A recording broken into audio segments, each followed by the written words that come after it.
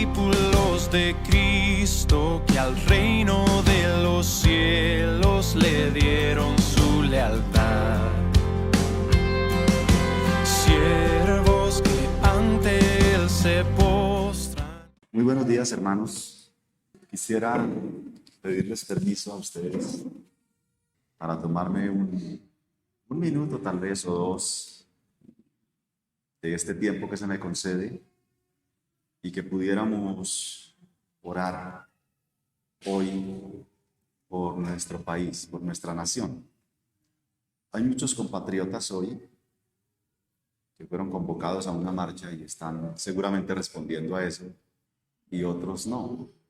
Otros no porque no pueden y otros no porque no están de acuerdo. Pero nosotros, nuestro deber cristiano, sí es orar por el acontecer de el mundo en que vivimos y del lugar donde Dios nos ha puesto. Vamos a orar por nuestro país. Amado Señor, gracias por esta oportunidad que nos concedes de estar en tu presencia, de estar en tu casa. Aunque sabemos que este salón está destinado para muchas cosas, hoy, en este momento, en esta hora, es tu casa porque está tu iglesia aquí, estamos nosotros aquí, dedicando esta reunión, dedicando esta fiesta para ti, para tu gloria, dedicando este día. Por eso decimos que es tu casa y nos sentimos en tu casa y nos sentimos privilegiados de que nos concedas estar en la reunión de los santos, en la compañía de los justos. Hoy, Señor, sabemos que hay manifestaciones en las diferentes ciudades y lugares de nuestra nación y sabemos que hay clamores y hay reclamos y hay peticiones y hay sentires de uno y otro lado de los diferentes pensamientos ideológicos y de las diferentes corrientes políticas, Señor. Pero nosotros como tu pueblo queremos pedir por esta nación, pedir tu bendición, pedir la lluvia, Señor, a tiempo, pedir el fruto de la tierra, Señor. Rogar tu misericordia sobre Colombia en todos los sentidos, en todos los ámbitos, Padre. No quería yo empezar, Señor, este sermón que trata de una nación, que trata de una misericordia que tú tuviste con un pueblo sumamente cruel, sumamente sanguinario, que no te buscaba, que no te quería, que te odiaba, que no esperaba ningún tipo de predicación, ningún tipo de anuncio salvífico, ningún tipo de anuncio de evangelio de algún Dios, pero que tú en tu misericordia enviaste a uno, quizá el más torpe de tus profetas, y con un torpe mensaje, con un mensaje tosco, con un mensaje duro los salvaste. Señor, hoy oramos por esta nación. Oramos, Señor, para que tú comiences a salvar, comiences a obrar, Señor, arrepentimiento y fe en las personas cuando oyen el evangelio. Por la iglesia que saldrá en 8 días a anunciar tu palabra a estos lugares, para que mucha gente escuche y se salve, Padre, según tu misericordia, Señor, en Cristo Jesús, Señor nuestro. Amén y amén. Hace un tiempo estábamos con mi esposa en un lugar por allá, en un sitio, y nos pusimos un traje de buzos y nos sumergimos unos metricos, poquitos, en el mar, y eso que era ahí pegado nomás, o sea, no era en alta mar, era ahí nomás, o sea, si uno se sentía ahogado solo era llegar a la orilla, claro, no tan cerca, pero no dejaba de ser peligroso. Hubo un momento, ¿sí? Un instante de angustia de mi esposa, lo cual también nos causó una angustia a mí y al que estaba dirigiéndonos, y nos subió en segundos. Yo no sé en cuánto llegamos allá, a la superficie, ¿sí? ¿Está bien? ¿Se encuentra bien? Sí, no. ¿Está tranquila? Estoy tranquilo, sí. Bueno, ¿podemos sumergirnos otra vez? Sí, yo creo, y otra vez. Pero tener una sensación de ahogo cuando usted sabe que no tiene cerca la superficie, que no tiene cerca el aire, es sumamente angustiante. Es sumamente angustiante. Yo no sé cuántos aquí han tenido esa sensación, han tenido esa experiencia. Con esto en mente, quiero que leamos el versículo que nos corresponde hoy, el versículo 17 del capítulo 1 del libro de Jonás. Jonás, capítulo 1, versículo 17. Pero Jehová tenía preparado un gran pez que tragase a Jonás. Y estuvo Jonás en el vientre del pez 3 días y 3 noches. Amados hermanos, Dios ha llamado y enviado a Jonás a anunciar su juicio contra Nínive, un pueblo perverso, un pueblo violento y un pueblo sanguinario.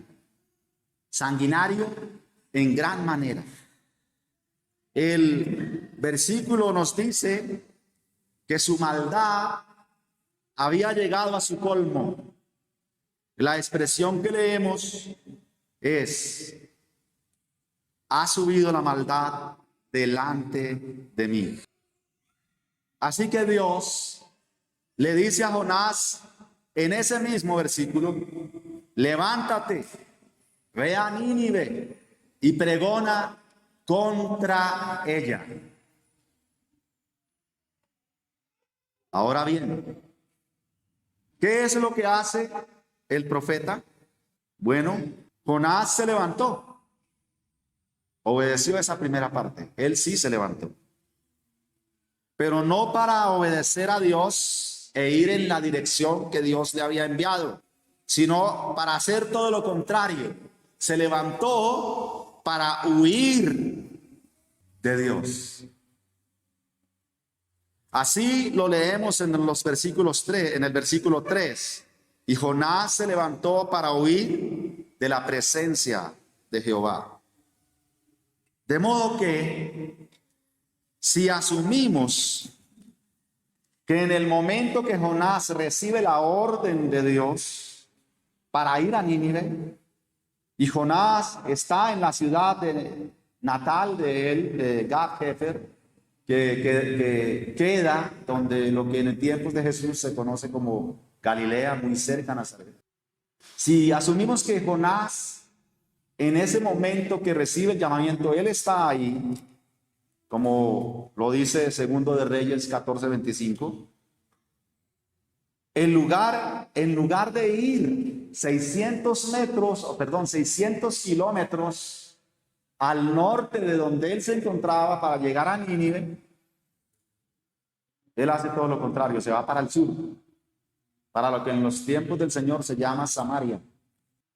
Y más o menos en la mitad de Samaria, del mapa de Samaria, en la costa del mar Mediterráneo, hay una ciudad que se llama Jope, una ciudad costera. Y él llega, y justo en ese momento hay una embarcación, hay una nave que va a partir hacia Tarsis. Y él dice: esta es la mía, yo aquí me escapo.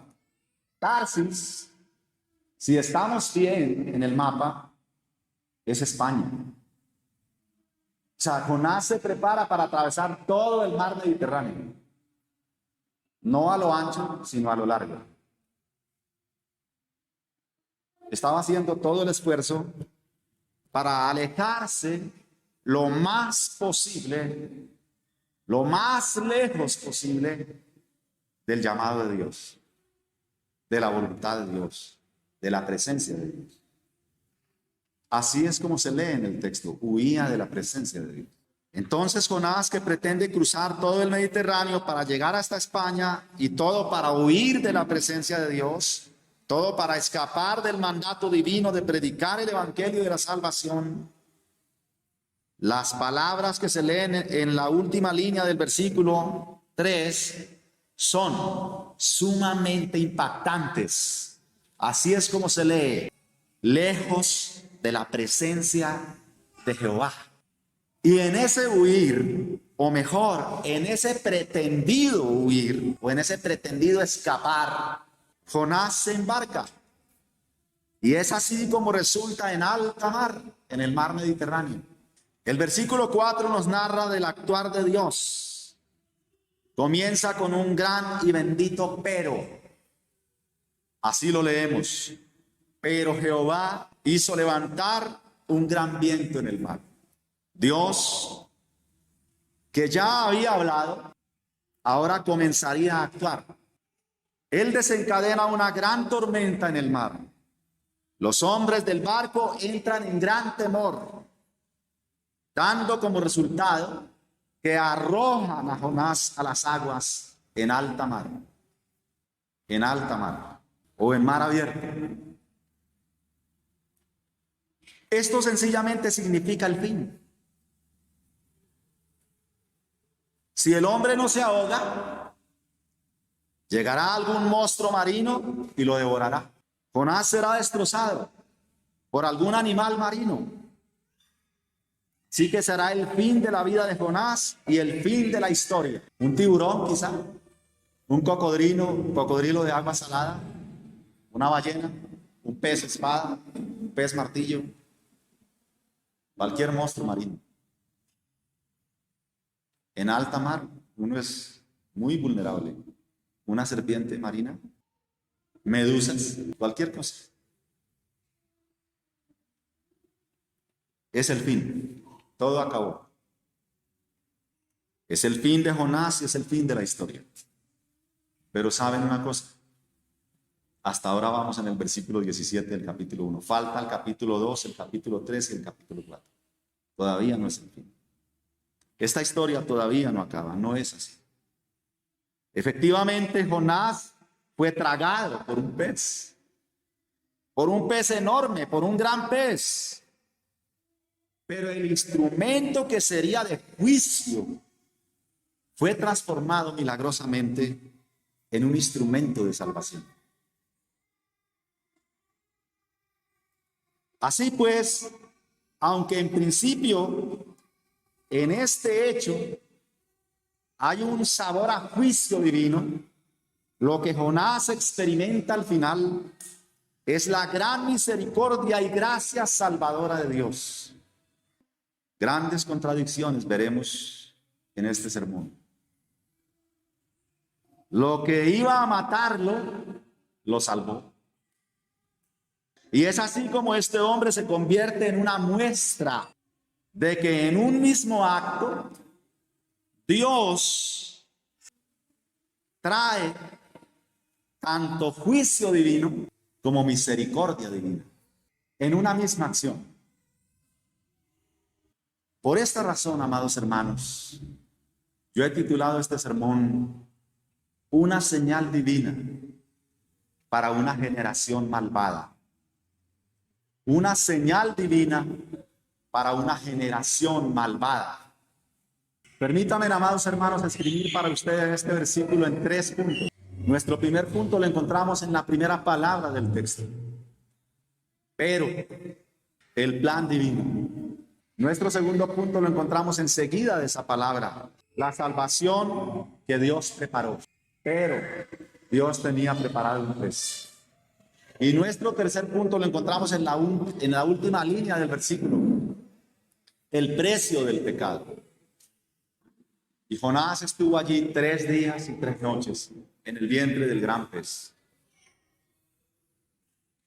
Miremos, amados hermanos, despacio porque no tengo voz hoy, y de manera tranquila nuestro primer punto.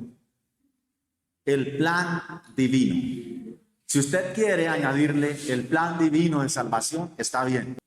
El plan divino. Lean conmigo la primera palabra que aparece en el versículo 17 del capítulo 1 de Jonás. Díganlo conmigo. Pero. Es más o menos la misma palabra que aparece en la primera palabra que aparece en el versículo 4. Si no me equivoco. Pero. Amados hermanos, hemos visto claramente la rebeldía del profeta de Dios. Hemos visto cómo este hombre literalmente toma un camino contrario, una dirección opuesta al mandato de Dios. Tercamente pretende frenar o frustrar el avance del reino de Dios. Y es sorprendente porque precisamente quien pretende frenar el avance de Dios o el avance del reino de Dios es precisamente el hombre de Dios. Es el profeta de Dios, el que quiere frenar la predicación. Y es el hombre de Dios el que no se arrepiente. Incluso, aun cuando está en la profundidad del mar, en gran angustia, no hay en sus palabras un "lo siento, Señor". No hay en sus palabras un "perdóname, Señor". No se lee en el capítulo 2 esas palabras. Aunque agradece a Dios por el pez y por estar vivo, aún así Jonás no se arrepiente. Y hasta el capítulo 4 no se arrepiente. Y ustedes leerán en el capítulo 4, Jonás, haces bien en enojarte tanto, y él no se arrepiente. Él dice, sí, estoy bravo, estoy enojado. Y es el hombre de Dios. En toda esta historia, todos se arrepintieron, menos el hombre de Dios. Hay dureza en el corazón de este profeta, así como hay dureza en el corazón del pecador. En realidad es un corazón de piedra, es un corazón frío, es un corazón duro, es un corazón insensible e incluso es un corazón cruel. En últimas cuentas, es un corazón malvado. Así es como somos todos los seres humanos. Hay un corazón malvado acá. Pero Dios no se sorprende con esto. No lo toma por sorpresa, pues Él conoce todas las cosas. Así que no hay nada que pueda sorprenderle. Nada toma por sorpresa a Dios, ninguna cosa malvada que pudiéramos hacer lo impresionaría a Él. Tu pecado no le resta a Dios nada. Y tus pobres justicias no le suman a Dios nada. A Dios no lo puedes tomar por sorpresa, tú no lo puedes sorprender. Tampoco ninguna cosa buena pudiéramos hacer para impresionar a Dios. Dios no está impresionado con Jonás. Siempre que un acontecimiento o un accionar humano pretenden pillar a Dios, encontramos en las Escrituras un bendito pero. Siempre que algo quiere sorprender a Dios, el escritor bíblico dice pero. Y luego se refiere a Dios como el que no se sorprendió, sino que respondió sorprendentemente y Él nos sorprendió a nosotros. De Dios habla esta palabra y nos indica rápidamente que Dios ya se ha anticipado a todo. Jonás quiso huir, pero Dios levantó una tormenta. Jonás quiso morir, pero Dios preparó una salvación. Jonás pretendió con una enramada hacerse su propia sombra, pero Dios respondió con una calabacera. El bendito pero del Señor, el divino pero de Dios, la divina respuesta. La humanidad se hizo enemiga de Dios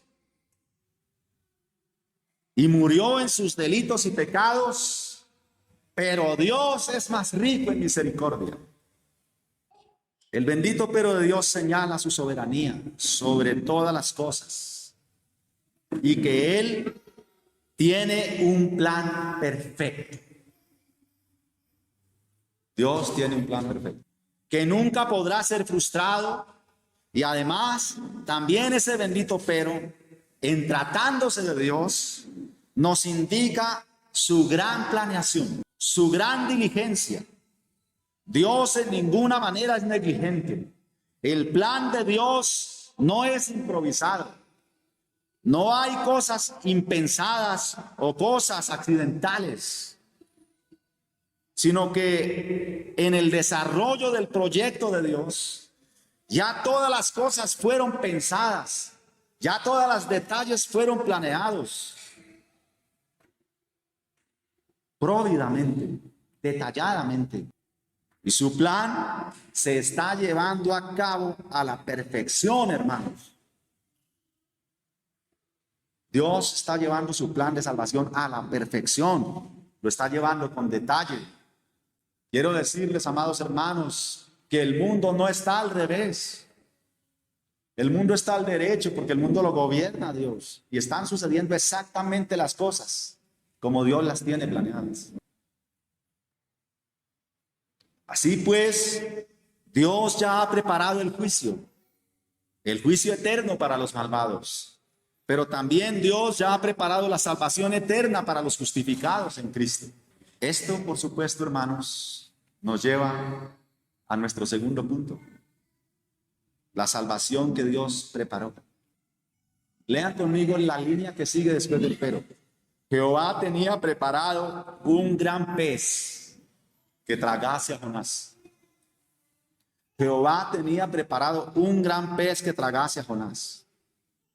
Amados hermanos, como señalamos en el punto anterior, Dios no improvisa. Mientras Jonás maquinaba escapar, Dios preparaba. Es impactante cómo esa palabra nos revela el gran amor de Dios. Esa palabra preparar.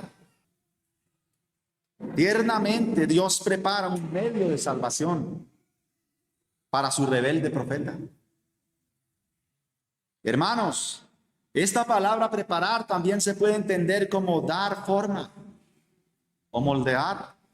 Es decir, Dios toma el tiempo de dar forma a la salvación. Dios moldea la salvación, Dios alista la salvación. Dios destina la salvación, Dios destina un pez para Jonás, para salvar a Jonás de una muerte segura. Y Dios se toma el tiempo para ello. Y la palabra preparar también indica que no lo creó con un pez creado, simplemente lo preparó, lo alistó, lo adecuó. La única película que yo he visto donde dos personas se salvan en el vientre de una ballena se llama Pinocho. Es lo más cercano que yo he visto. No conozco otra historia. Si usted la sabe, me la cuenta después. Pero algo así sucedió con Jonás. Y de hecho a Pinocho y a Gepetto la ballena los vomitan en una playa. Y a Jonás también lo vomitaron en una playa. En nuestro versículo Dios prepara un pez para salvar. En el capítulo 4, versículo 6, Dios prepara una calabacera para dar sombra. En el capítulo 4, versículo 7, Dios prepara un gusano para que coma la calabacera. En el capítulo 4, versículo 8, Dios prepara un recio viento solano. Dios está continuamente en acción. Dios está actuando la salvación hoy. Dios está salvando continuamente. La salvación es un aoristo de acción continua. No se detiene. Dios no te salvó y ya. No, Dios te continúa salvando y nos continuará salvando. Así que Dios prepara. Dios se toma el tiempo para alistar todo. Dios se toma el tiempo para llevar a cabo su plan. Y todo sale como lo tenía planeado. No hay detalle que escape a su control o a su soberanía. Pues todo ha sido detalladamente, perfectamente, absolutamente y completamente preparado. El plan de Dios no va a fallar. Es obvio que el pez que tragó a Jonás no era un pez común. Es obvio. Ningún ser humano podría sobrevivir si no estuviera preparado especialmente para ese propósito.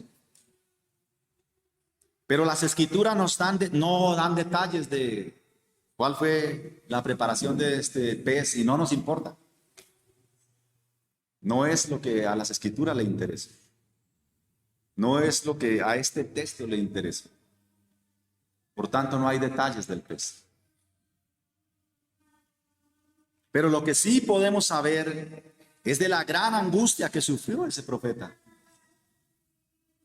Cuando estuvo en el vientre del gran pez, en el versículo 2 del capítulo 2 dice así: invoqué en mi angustia a Jehová. Debió ser muy angustiante, algo terrorífico. Oh, hermanos, cuán angustiante debió ser aquello. Quizá hay alguien acá que haya tenido la experiencia de estar ahogándose en un río o en una piscina o en el mar, pero aún así no se podría comparar con la terrible angustia de estar en mar abierto, de ser tragado por un enorme pez, que luego se sumergirá en las profundidades y altas presiones, y el profeta experimentará todo eso. Y todo eso lo expresa de manera muy clara en el versículo 3 del capítulo 2. Me echaste a lo profundo, en medio de las mares, y me rodeó tu corriente. El sonido debió ser impresionante. El estruendo de las muchas aguas. Impresionante. De manera, hermanos, que Dios, desde su eternidad, ya estaba preparando la salvación. Y este hecho de Jonás es otro detalle más de la salvación. Otro aspecto más de esa salvación planeada y preparada desde antes de la fundación del mundo. En nuestro pasaje se trata de la salvación de Jonás. Pero luego, al avanzar en la escritura del libro, nos damos cuenta que Dios es amoroso y misericordioso. Por tanto, salva a todo un pueblo arrepentido y humillado ante el mensaje que pregonó el profeta. Este pueblo ninivita era en extremo impío, pero Dios ya había pensado en ellos desde antes de la fundación del mundo. Ya había extendido su misericordia sobre aquella gran ciudad. Y así se lo hace saber a su profeta. Como lo leemos en el capítulo 4, el versículo 11. Y no tendré yo piedad de Nínive, aquella gran ciudad donde hay más de 120,000 personas que no saben discernir entre su mano derecha y su mano izquierda, y donde hay muchos animales. ¿Quieren saber una cosa? Este es el último versículo del libro. Será muy interesante cuando lo prediquen. Así que Dios ya había determinado salvarlos. Y esta gracia soberana es sumamente ofensiva. La gracia de Dios es sumamente escandalosa. Escandaliza y ofende a su profeta. Este profeta engreído y egoísta. Hermanos, cuán difícil nos resulta pensar en que Dios también puede salvar a aquellos que nos han ofendido, que nos han hecho mal. ¿Cuán difícil es eso? Resulta irónico y hasta gracioso que cuando Dios preparó la salvación de los ninivitas, en sus planes estuviera un predicador sin amor por este pueblo perdido. Este predicador no solo no los amaba, sino que al parecer los odiaba al punto de desearles la perdición. Él quería que se fueran para el infierno. Pero la ironía aún es más amplia. Este profeta no quiere predicarles, no porque sea ignorante de Dios, no porque ignore la gracia o el amor o la misericordia del Señor. Todo lo contrario, su entendimiento del amor de Dios es lo que lo atormenta. Es como si nosotros saliéramos el próximo domingo a evangelizar el parque del barrio La Igualdad y las cuadras de este barrio que se me olvidó el nombre. La Floresta. Y el próximo domingo salimos a predicar, pero con un fuerte deseo de que nadie nos crea, de que nadie venga a la iglesia y de que nadie escuche el evangelio y de que nadie se salve. En tal caso, si ese fuese mi deseo, jamás yo le hablaría a alguien del amor de Dios, de lo que Él hizo en la cruz. Jamás. Solo le diría que es un miserable pecador que cuando se muera se va a ir al infierno. Y si es en 8 días, mucho mejor. De aquí a 8 días usted va a morir y se va a ir para el infierno, le diría yo. Y cuando vea su cara de angustia, incluso me alegraría, como un vil sádico. Ahí está Jonás. Este profeta no quiere predicarles porque él sabe de la misericordia del Señor. Porque él sabe que Dios es muy misericordioso y que si de pronto se llegan a arrepentir, con seguridad Dios los va a perdonar. Y él no quería eso. Así que Dios, irónicamente, para asegurar su propia gloria, para que nadie se gloríe, escoge a un hombre torpe, con un corazón egoísta, con una predicación dura y condenadora y tosca. No había ni una pizca de esperanza en el pregón del profeta. Nunca nadie fue tan exitoso como este predicador. Nunca un pueblo entero se convirtió al evangelio con tan solo 5 palabras pronunciadas con dureza y con tosquedad. Si yo supiera que Colombia se arrepentiría toda con una predicación brusca, yo procuraría ser el más ordinario de todos para verlos a todos convertidos. Pero esa no era la intención de este predicador. Seguro que él podría ser más fino, podría ser más claro, podría ser más preciso, pero no lo quiso ser. Sin embargo, la ironía sigue aumentando. Resulta que al final de este sermón, todos ustedes se van a arrepentir. Si resulta que yo termino de predicar hoy, hermanos, y todos ustedes cayeran de rodillas y se arrepintieran de sus pecados y suplican la misericordia de Dios y el perdón de Dios, y yo estoy aquí parado viéndolos cómo caen de rodillas y cómo lloran y cómo suplican el perdón y la gracia de Dios, yo estaría aquí temblando, yo estaría aquí temeroso, yo estaría aquí con un profundo gozo, pero también con una profunda reverencia, y yo adoraría a Dios y yo le daría gracias a Dios. Pero irónicamente, este profeta se enojó cuando vio que el pueblo respondió a su sermón. Jonás es quizá el único predicador que se molesta y se enoja, enormemente se enoja, cuando ve a las personas responder con arrepentimiento a su sermón. ¡Qué ironía! ¡Qué ironía! Un profeta en las Escrituras, con una ternura enorme, que lloraba por su pueblo, y lo conocemos incluso, pasó a la historia como el profeta llorón, porque lloraba por su pueblo y lloraba por los pecados cometidos de su pueblo. Y en toda su vida, hermanos, que predicó y llamó a la gente al arrepentimiento, no se le convirtió ni un zancudo. No se convirtió nadie en la vida de Jeremías. Jeremías es el predicador más fracasado de todos. No se convirtió nadie, ni una sola alma. Predicó con tal fervor, con tal ternura, con tal afán, y lloraba y llamaba a Israel: arrepiéntanse, que va a venir el juicio, que van a venir del norte y se los van a llevar y le van a sacar en los ojos a ustedes, señor rey. Y todo eso que él dijo sucedió. Y murió Jeremías y no vio a nadie arrepentido. Qué contraste, qué ironía.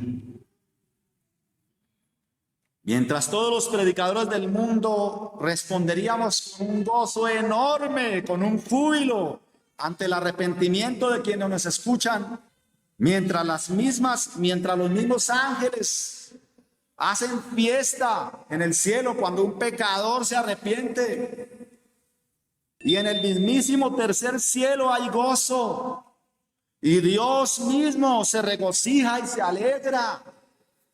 Este predicador de Dios está muy enojado y está muy molesto. Leamos, hermanos, lo que dice Lucas 15:7. Os digo que así habrá más gozo en el cielo por un pecador que se arrepiente que por 99 justos que no necesitan arrepentimiento. Lo irónico es que tenemos a más de 120,000 personas que no sabían discernir entre su mano derecha y su mano izquierda. Y no solo las personas, sino muchos animales que fueron perdonados y salvados de la ira de Dios. Como lo acabamos de leer en el último versículo del libro. Entre todas estas personas, hermano, entre todas esas personas de Nínive, solo hubo uno que no se arrepintió. Todos respondieron al mensaje de Jonás, todos se arrepintieron, pero solo hubo uno que no se arrepintió.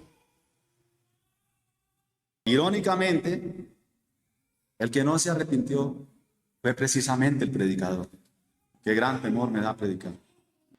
Entre todos esos corazones malvados y endurecidos, el del predicador era el peor. ¿Cuánto necesitamos de la gracia de Dios los predicadores? ¿Cuánto necesitamos que los sermones que predicamos nos convenzan a nosotros mismos? Que nos lleven al arrepentimiento y a la fe. Amada iglesia, orad por nosotros los predicadores. Por si quizá Dios tenga misericordia de nosotros y lleguemos a ser salvos juntamente con vosotros. Hermanos, cuando este hombre pasó por esta ciudad repitiendo solo 5 palabras y terminó de recorrer en un día la ciudad y terminó en un día su predicación, fue testigo del arrepentimiento de aquellas personas, pero él guardaba la esperanza de que fuera un falso arrepentimiento, así que él se asegura de tener un asiento en primera fila para ver lo que iba a suceder después. Vamos a ver cuántos duran de evangélicos estos. Yo voy a pararme aquí a ver cuánto es que les va a durar ese arrepentimiento. Estoy seguro que va a descender fuego del cielo y se los va a llevar a todos. O al o a los Boanerges, ¿no? Ese era Juan y Jacob. Los Boanerges, que descienda fuego del cielo y los consuma a todos, dijeron ellos. Y así estaba este Jonás. Entonces él se compra la boleta en el primer asiento. La primera, y se sienta ya, le hace una enramada para que le dé sombra. Y se espera, vamos a ver cuánto les dura el arrepentimiento a este día. Esperó los 8 días. Porque la profecía era que en 8 días Dios iba a destruir a toda la ciudad. ¿Qué pasó?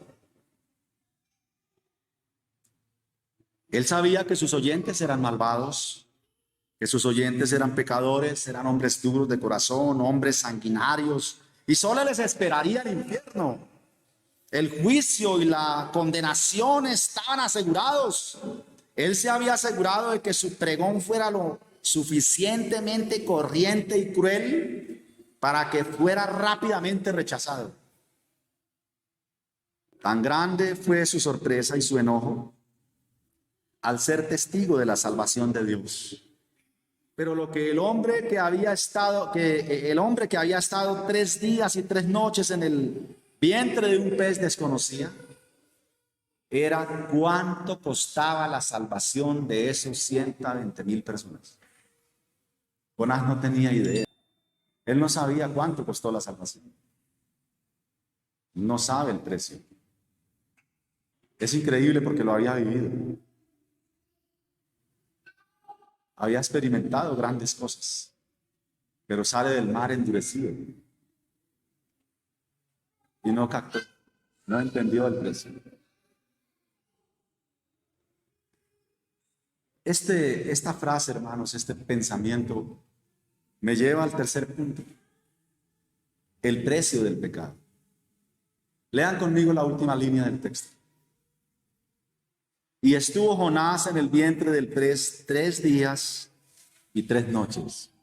Y estuvo Jonás en el vientre del pez 3 días y 3 noches. Amados hermanos, hemos llegado quizá a la centralidad no solo de nuestro texto, sino de todo el libro de Jonás. El libro no se trata del profeta Jonás, ni de la gente de Nínive, ni de las personas tripulantes del barco. El libro no quiere contar sobre Jonás. El libro nos quiere contar sobre Jonás. Nos quiere contar sobre el pecador más grande que entre todos los personajes del libro está. No son los del barco, no son los de Nínive. El que está cometiendo el pecado mayor es Jonás. Jonás es el protagonista humano del libro. El libro de Jonás no se trata de la profecía de Jonás, se trata de la vida de Jonás. El libro de Jonás se trata de Jonás. Dios nos quiere contar de su profeta, de cómo es él y de lo que Dios hizo con él. Dios nos quiere contar que no depende de predicadores que predican a regañadientas o de gente que hace las cosas a regañadientas. Dios nos quiere contar que Él de todas maneras cumple su plan, que el medio es lo de menos. Es impresionante que el profeta más torpe de la Biblia sea el más exitoso. No hay otro más exitoso que Jonás. De pronto Pedro, que en un sermón se le convirtieron 3,000, pero a Jonás se le convirtieron 120,000. Y Pedro se demoró harto porque hizo un recuento de todo el Antiguo Testamento. En cambio, Jonás solo 5 palabras. No se desgastó mucho. Su pecado lo llevó a las profundidades del abismo, a las puertas del mismísimo infierno. Estas son las consecuencias devastadoras del pecado. Este es el precio de la iniquidad. La muerte es el salario que todo pecador recibirá.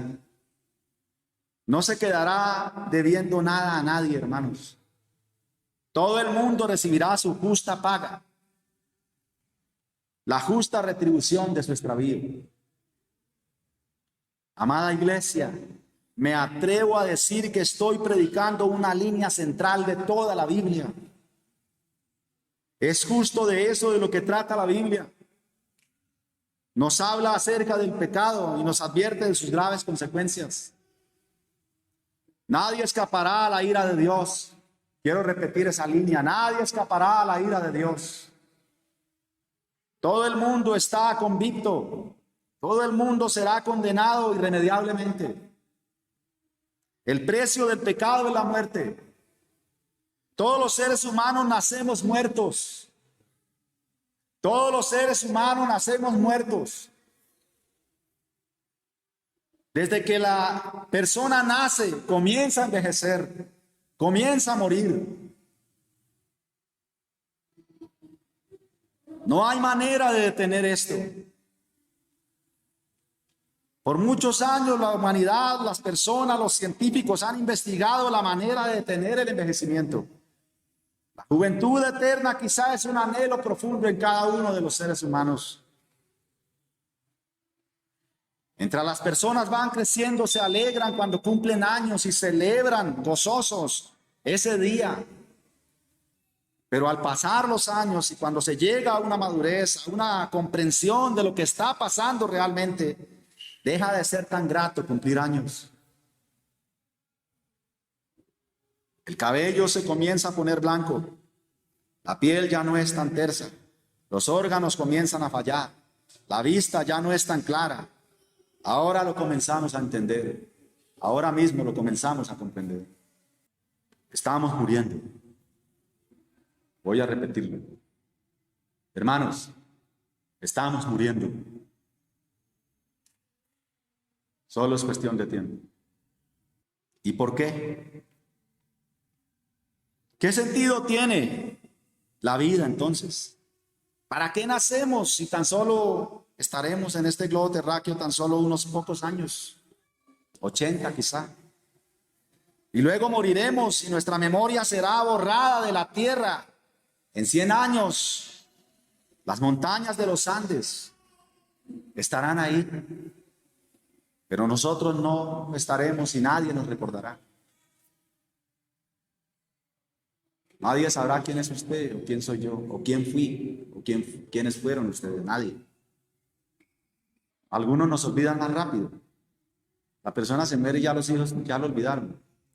Otros, los hijos los alcanzan a recordar y los nietos ya los olvidan. Otros que trabajaron un poquito más, los nietos los alcanzan a recordar, pero ya los bisnietos no saben quiénes son. Qué vanidad es la vida. ¿Cuál es la razón de que sea así? Hermanos, el punto es el precio del pecado. Hermanos, que la vida sea así es porque la paga del pecado es la muerte. Es la paga del pecado, es el precio de nuestra iniquidad. Por eso envejecemos, por eso enfermamos, por eso morimos. Toda la humanidad, todos y cada uno de los seres humanos, desde Adán y hasta el último hombre o mujer que nazca, está muerto en sus delitos y pecados. Y nosotros también estábamos muertos en delitos y pecados. Pero Dios, que es rico en misericordia, por su gran amor con que nos amó, ha venido en nuestro rescate. Y esa es la buena noticia. Ese es el evangelio que yo os presento hoy. Dios es rico en misericordia y Él ha venido en nuestro rescate. Para esto, tomó nuestra forma. Despojándose de su vestidura real, se vistió con harapos, con unos harapos de esclavo, y vino a morir, a pagar el justo precio del pecado, lo que valía ser declarado justo. Él pagó la fianza, fue un precio muy alto.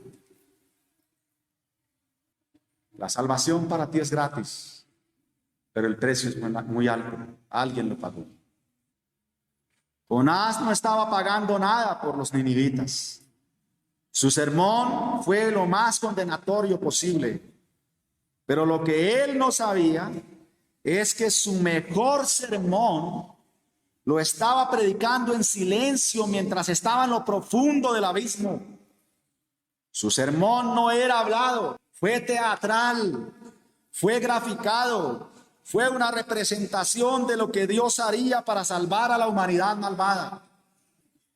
Jonás no tenía nada que ver, tan solo fue un instrumento de Dios para graficar su gran obra salvífica.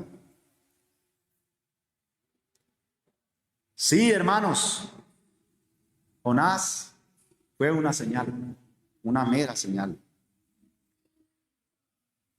Jonás fue la señal de lo que costaría salvar a la humanidad. Fue un anuncio anticipado de lo que pasaría en la cruz.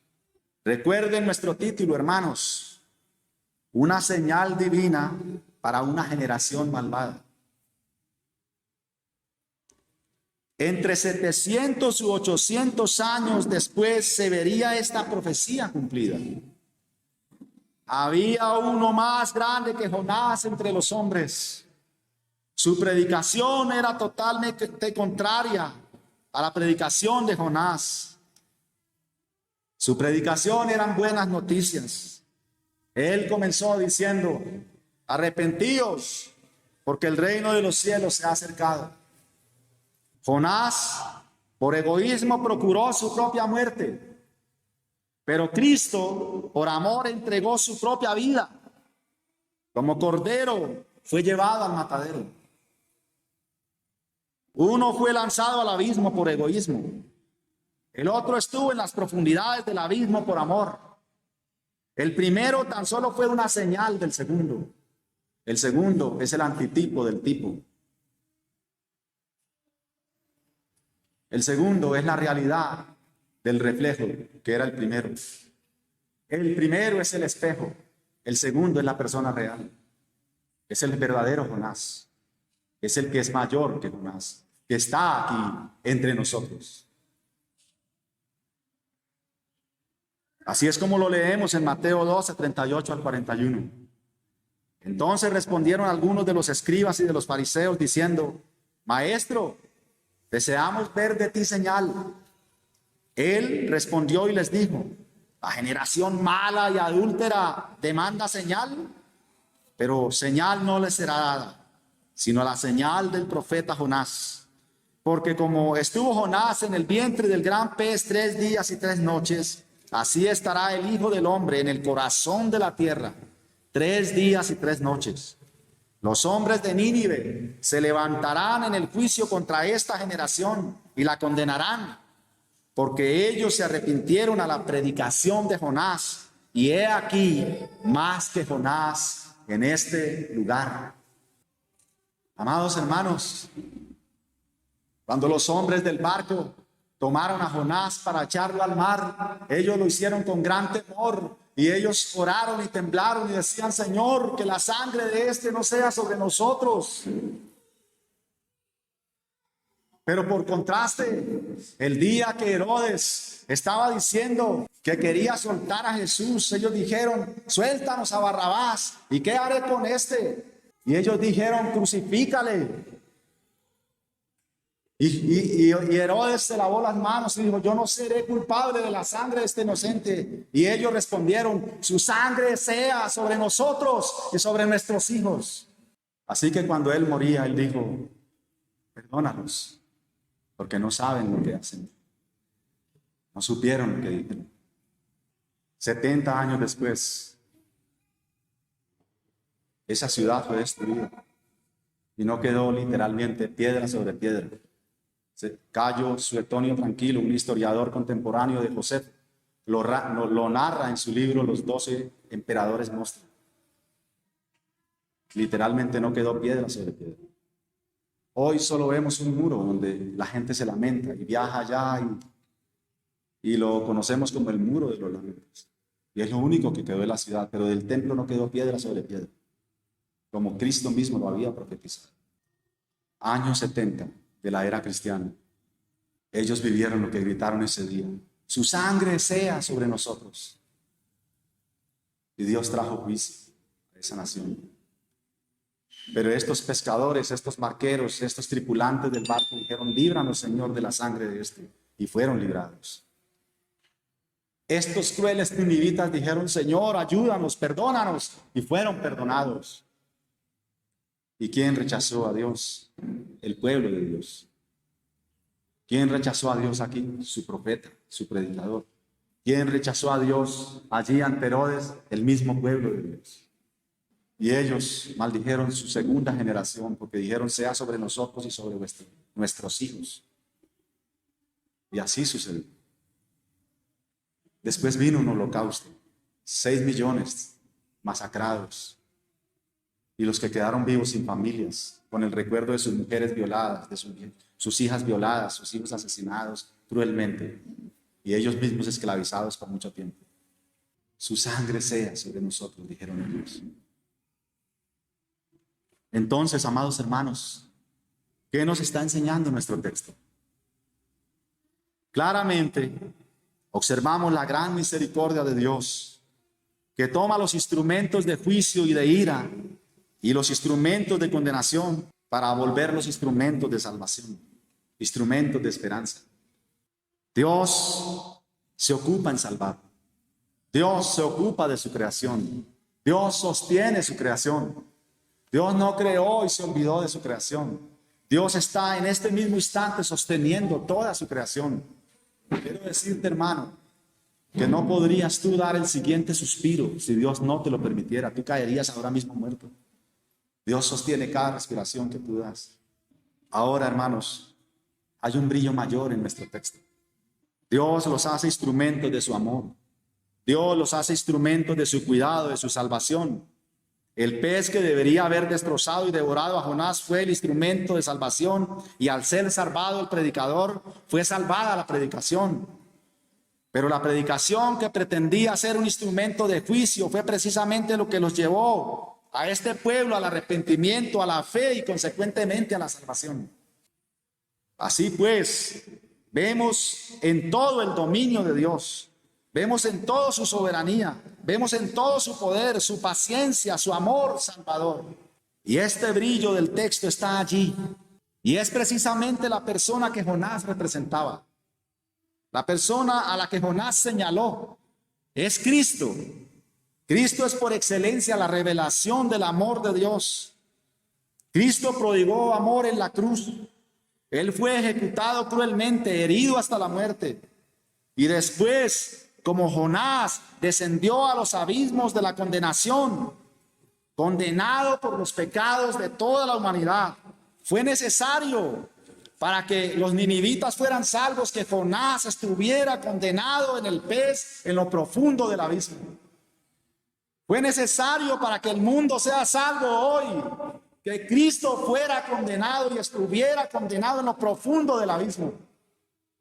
Y allí estuvo Cristo pagando tu miserable pecado. Esto fue lo que costó la salvación. Esto es lo que cuesta salvar a los perdidos. Fue un precio muy alto. Así que, hermanos, este texto se constituye en un poderoso llamado al pecador. Escúchame, pecador. Óyeme como la gente que oyó a Jonás en Nínive. Arrepiéntete de tus pecados como la gente de Nínive se arrepintió. Vuélvete de tu malvado corazón y de tus iniquidades como la gente de Nínive se convirtió. Pecador, Cristo fue el que pagó tus pecados. Yo te digo a ti hoy, pecador, claramente te lo digo, que no lo rechaces hoy. Pecador, Cristo fue el que pagó tus pecados. Vuélvete, pecador, a Cristo. Escucha hoy el mensaje. Arrepiéntete, arrepiéntete de tus miserables pecados, de tus maldades, de tu corazón malvado, de tus iniquidades, de tus pensamientos obscenos. Vuélvete a Cristo hoy. Vuélvete, pecador. Mira, pecador, si tú crees en Cristo, si lo recibes por la fe en tu corazón, si los confiesas con tus labios, y si te arrepientes con todo tu corazón hoy, tú serás salvado. Oremos. Padre, gracias. Gracias por tus múltiples misericordias, por tu multiforme gracia, por mostrar tu amor hoy al llamar vehementemente al arrepentimiento al pecador, a la iglesia, como quiera que sea, Señor. Es tu bondad advirtiendo claramente que pronto vendrá el juicio, que se está haciendo tarde, que pronto tú levantarás a tu pueblo, que pronto tú, Señor, harás juicio a esta tierra y saciarás tu justicia. Bendito sea, Señor. Nos rendimos con toda reverencia y respeto a ti hoy, Señor, y rogamos tu gracia y tu favor en nosotros. Señor, nos arrepentimos de nuestra maldad, de nuestro pecado. Pedimos perdón, rogamos que nos salves, Señor. En Cristo Jesús, Señor nuestro Padre. Amén.